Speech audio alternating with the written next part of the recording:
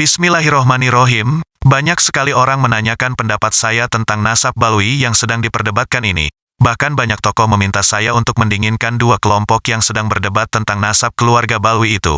Karena mereka menganggap, ini adalah buntut dari perdebatan saya dengan Rabito Alawiyah 18 tahun yang lalu. Maka dengan memohon bimbingan Allah Subhanahu wa Ta'ala, saya pun akan menjelaskan sesuai apa yang saya fahami, bukan sekedar masalah seputar nasab saja. Tapi ada hal lain juga yang menurut saya membuat perdebatan itu menjadi tidak sehat, khususnya di kalangan awam. Sebelum memulai pembahasan, ada 5 hal yang harus difahami terlebih dulu oleh saudara-saudara sekalian, yaitu: pertama, saya memang pernah berkonflik dengan Rabito Alawiyah. Pasalnya Rabito Alawiyah tidak terima saya membuat perhimpunan keluarga Wali Songo, karena Rabito Alawiyah menganggap Wali Songo bagian dari Balawi, sehingga dengan membuat perhimpunan keluarga Wali Songo saya pun dianggap mengaku Habib. Padahal saya membuat perhimpunan ini untuk silaturahim. Lebih jelas tentang ini mungkin bisa saya jelaskan pada kesempatan lain dan dalam bab khusus. Yang pasti, saya merasa masalah antara saya dan Rabito Alawiyah sudah selesai. Saya sudah berhubungan baik dengan Ketua Rabito Alawiyah yang sekarang, Habib Taufik Assegaf, sebagaimana yang saya tulis di status FB sebelum ini. Bahkan sekarang saya bukan lagi pengurus perhimpunan Wali Songo, dan saya berusaha netral dan objektif di dalam menyikapi perseteruan kali ini. Nah, ketika dulu saya berkonflik dengan Rabito Alawiyah itu, sedikit pun saya tidak membenci Habaib. Saat itu saya hanya jengkel saja, karena menurut saya, mereka telah berlaku tidak adil kepada keluarga Wali Songo. Saya sudah turuti kemauan mereka untuk diskusi, dan kami pun menyepakati sesuatu, bahkan bukan hanya sekali. Namun kesepakatan itu tidak dipublikasikan oleh Rabito Alawiyah, sehingga masih banyak Balwi yang tidak tahu hasil diskusi itu, kemudian memusuhi saya. Saya mohon Balawi yang tidak tahu sejarah ini jangan berkomentar, apalagi menuduh saya berbohong. Saya tidak mau berkonflik lagi, dan supaya Balawi keseluruhan tidak kena getahnya. Saya masih menyimpan rekaman suara berisi kesepakatan saya dengan tokoh terkenal dari pihak Rabito Alawiyah. Sekali lagi, saya tidak membenci Rabito Alawiyah dan anggotanya, Habaib. Saat itu saya hanya jengkel, bahkan sangat jengkel sekali, apalagi saat itu saya baru berusia 32 tahun, darah muda. Namun, apakah jengkel itu berarti benci? Tentu tidak. Saya juga sering jengkel pada anak-anak saya ketika mereka nakal, bahkan terkadang saya memarahi mereka. Apakah ketika saya jengkel itu berarti saya membenci anak-anak saya?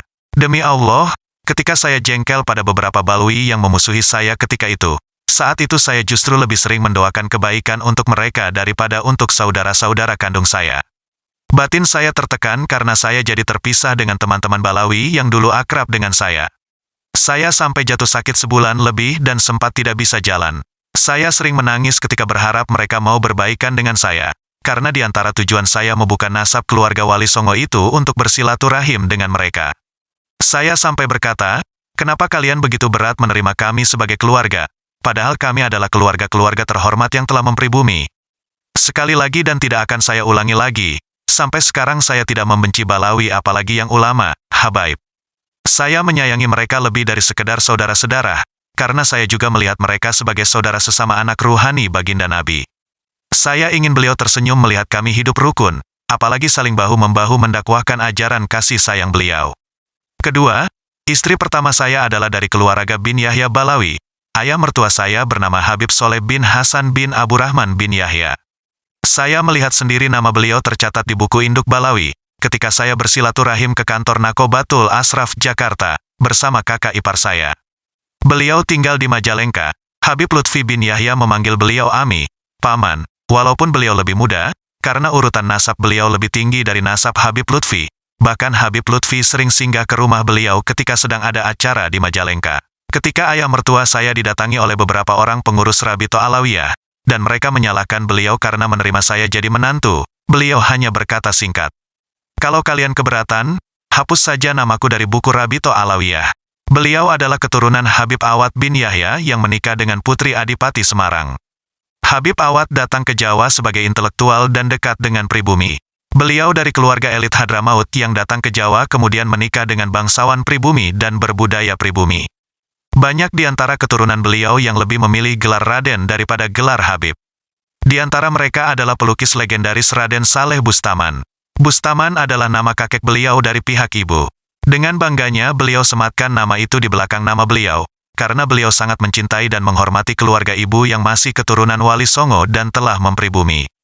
Ketika sekarang keluarga Wali Songo ribut dengan kelompok Rabithah Alawiyah, dan saya mengajak mereka untuk berdamai, saya pun sering diledekin dengan sindiran, bahwa saya membela kelompok Habib karena mertua saya Habib.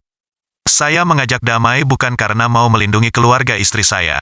Saya bukan seorang pengecut yang tidak berani berkata tegas hanya karena mau melindungi keluarga. Saya adalah pengikut orang yang berkata, seandainya anakku Fatimah mencuri, niscaya aku sendiri yang akan memotong tangannya. Dan kalaupun hubungan keluarga itu ada gunanya, saya hanya akan memanfaatkannya untuk memaafkan orang. Saya sering bilang pada anak-anak saya ketika mereka mendengar ada anggota Rabithah Alawiyah mencaci saya, "Nak, Buya sudah memaafkan mereka, lagi pula mereka adalah keluarga ibumu, berarti mereka masih keluargamu juga. Jadi kalian jangan membenci mereka." Bahkan kalau ada Habib datang ke rumah saya pun selalu memberi hadiah. Terkadang saya meminjam uang ke istri saya, dan ketika dia bertanya buat apa, maka saya pun berkata, mau ngasih keluarga Umi. Dia pun tersenyum dan mengerti kalau di luar ada tamu Habib. Ketiga, sejak awal, saya hanya memperjuangkan nasab Wali Songo ke bawah. Penelitian saya yang memakan banyak waktu dan tenaga, hanya untuk memastikan keabsahan nasab keturunan Wali Songo, hingga Wali Songo atau Syekh Jumadil Kubro saja. Karena nasab dari Wali Songo ke atas sudah ada dalam cacatan buku nasab Rabithah Alawiyah. Saya keliling Indonesia, Malaysia, Thailand, Filipina dan Saudi, untuk mencari data keturunan Syekh Jumadil Kubro. 6 tahun saya fokus pada perjuangan ini dan meninggalkan kegiatan lain, hingga saya pun jatuh miskin karena tidak sempat mencari nafkah. Padahal sebelum itu, tahun 2005 sampai tahun 2006, saya adalah penceramah terkenal di Cirebon dan hidup berkecukupan. Saya bersyukur karena istri saya bersabar dengan keadaan ekonomi seperti itu, ditambah lagi dia juga mendapat cacian dari keluarga jauhnya. Istri saya disebut Syarifah bodoh karena mau menikah dengan saya. Bahkan ada yang mengira bahwa istri saya itu mau menikah dengan saya karena saya kaya raya. Padahal sejak dulu sampai sekarang saya hanya kaya hati saja. Nah, ketika beberapa tahun terakhir ini ditemukan data nasab Wali Songo versi selain Asmat Khan Balawi. Keluarga Wali Songo mulai terpecah. Ada yang bertahan dengan Asmat Khan dan ada yang memilih versi lain. Sejak awal mencuatnya versi selain Asmat Khan itu, saya hampir tidak pernah mengajukan pendapat, kecuali hanya menyarankan agar diteliti dengan ketat. Sejak saat itu di kalangan keluarga Wali Songo sendiri mulai ada keributan di medsos. Saya pun menginstruksikan agar anggota resmi lembaga saya yang masih menggunakan versi Asmat Khan, supaya tidak terlibat dalam perdebatan di medsos. Mereka pun mendengarkan instruksi saya. Namun rupanya yang di medsos itu lebih banyak yang bukan anggota lembaga saya, sehingga keluarga Wali Songo banyak yang ribut di medsos mendebatkan versi Asmat Khan dan selain Asmat Khan, bahkan sampai keluar ucapan kotor. Saya sampai curiga ada pihak yang sengaja mengadu domba keluarga Wali Songo. Hal ini membuat saya semakin menutup rapat publikasi lembaga saya, yang memang telah saya vakumkan sejak tahun 2011. Awalnya saya vakumkan karena banyak masalah. Saya tidak bisa mengendalikan sebagian anggota yang suka melanggar visi misi lembaga. Misalnya ada yang mengaku ahli kasyaf, ada yang ingin dipanggil Habib, bahkan ada yang mau memanfaatkan lembaga untuk politik dan lain-lain. Sejak vakum itulah kemudian muncul perhimpunan-perhimpunan baru, dan saya tidak terlibat dengan yang baru-baru itu. Seperti yang saya katakan tadi, dari awal saya hanya fokus pada penelitian keturunan Wali Songo. Saya tidak pernah meneliti nasab Wali Songo ke atas, karena sudah jelas tercatat di Rabithah Alawiyah. Saya merasa cukup percaya pada Rabithah Alawiyah. Nah, kalau kemudian dikatakan bahwa nasab Wali Songo ada banyak versi, dan belum bisa disahkan, maka saya sama sekali tidak keberatan, karena selama ini saya memang bergantung pada Rabithah Alawiyah. Hanya saja, yang harus difahami oleh masyarakat Indonesia adalah, bahwa nasab keturunan Wali Songo yang sudah terdata itu, status keabsahannya lebih kuat daripada nasab Wali Songo ke atas. Dengan kata lain, saya tidak terlalu keberatan kalau nasab Wali Songo ke atas dibilang meragukan. Namun kalau Wali Songo dibilang tidak punya keturunan yang bisa disahkan nasabnya dari garis laki-laki, maka hadapi saya dengan bertaruh. Saya sudah kapok kalau hanya berdebat tanpa ada yang dipertaruhkan. Keempat, akhir-akhir ini ramai juga orang membicarakan soal DNA. Saya sendiri baru paham kronologi DNA ini. Katanya berawal dari penelitian genetika dari berbagai ras dan bangsa sedunia. Kemudian dari hampir 1000 asraf di negara-negara Arab yang telah tes DNA, ditemukanlah kesamaan kode yang kemudian itu disepakati sebagai kode Alawiyin, atau keturunan Sayyidina Ali, bahkan ada kode yang hanya dimiliki Hasaniyin, dan ada kode yang hanya dimiliki oleh Husainiyin. Sejak awal saya tidak paham bagaimana proses DNA itu, sehingga saya tidak mendukung tes DNA sebagai bukti validitas catatan nasab.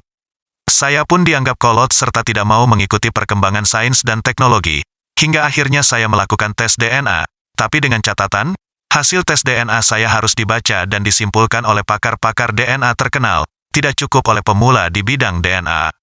Kini hasil tes DNA saya sedang dibuat laporannya untuk diajukan pada para pakar DNA. Nanti mereka juga bisa mengecek langsung data DNA saya di laboratorium perusahaan Family Tree, sebuah rumah sakit di Texas, Amerika, yang katanya paling terpercaya dalam hal DNA. Apapun hasilnya tes DNA saya nanti, saya tidak menyarankan siapapun untuk tes DNA, kalau hanya untuk memastikan nasab ke Bani Hashim. Kalau merasa keturunan orang mulia, cukup teladani ketakwaan dan akhlak leluhur, jangan bikin malu leluhur, jangan jual nama leluhur. Sportiflah di dalam berusaha. Saya pernah katakan pada anak saya, orang sukses adalah yang berhasil diterima orang karena prestasinya, bukan diterima orang karena nasabnya. Kalau kamu membawa nasab agar dihargai orang, itu seolah kamu berkata, maaf Buya, saya takut tidak laku kalau tidak mengaku keturunan Wali Songo. Maaf nak, aku tidak akan pernah memaafkanmu. Jangankan mengaku keturunan Wali Songo agar dihormati orang, andai sekali saja kamu menjual namaku agar dihargai oleh santri-santriku, maka bagiku kau hanyalah seorang pelacur nasab. Kelima, apapun status nasab Wali Songo, tidak akan merubah pendirian saya dan keluarga lain yang sefaham dengan saya, bahwa kami hanya berhimpun untuk suatu kewajiban agama, yaitu silaturahim, bukan untuk menunjukkan nasab ke publik. Kalaupun Wali Songo dianggap Ahlul Bait, kami tidak akan pernah merubah tradisi leluhur, apalagi merubah gaya, kami tetap Kiai Fulan, Ajengan Fulan, Gus Fulan, Lora Fulan, Raden Fulan, Tubagus Fulan, Mas Fulan, Kang Fulan, Pak Fulan, Cak Fulan, Nyai Fulan, Ning Fulan, Bu Fulan, Mbak Fulan, Yu Fulan, dan sebagainya. Kami tidak akan berubah menjadi Sayyid Fulan, Syarif Fulan, apalagi Habib Fulan.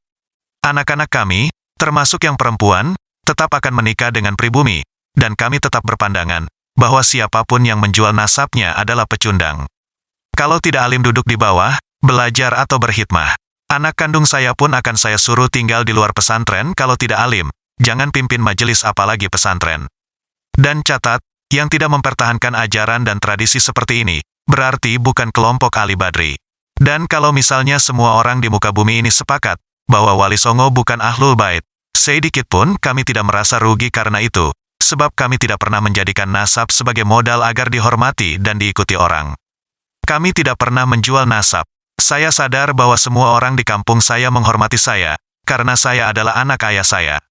Kalau bukan karena saya anak kiai, niscaya mereka tidak akan memanggil saya Gus atau Kiai.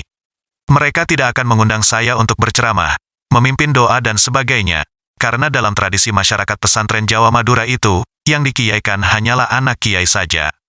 Kalau bukan anak kiai, walaupun alim, hanya akan dipanggil ustadz. Itu sebabnya saya sejak muda keluar, dan baru pulang kampung setelah umur 38 tahun. Selain untuk mencari ilmu dan pengalaman, saya juga mau membuktikan bahwa saya bisa jadi orang di tempat-tempat yang tidak mengenal ayah saya. Bahwa saya bisa diterima orang bukan karena saya anak siapa atau keturunan siapa. Saya sering diundang ke berbagai daerah di Indonesia dan Malaysia. Itu bukan karena saya anak siapa atau keturunan siapa. Orang-orang yang mengundang saya tidak kenal ayah saya.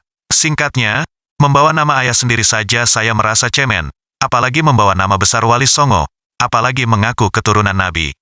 Setelah saudara-saudara sekalian memahami saya dari 5 hal di atas, sekarang saya mau melanjutkan dengan mengomentari soal konflik Habaib dan keluarga Wali Songo yang sedang ramai ini.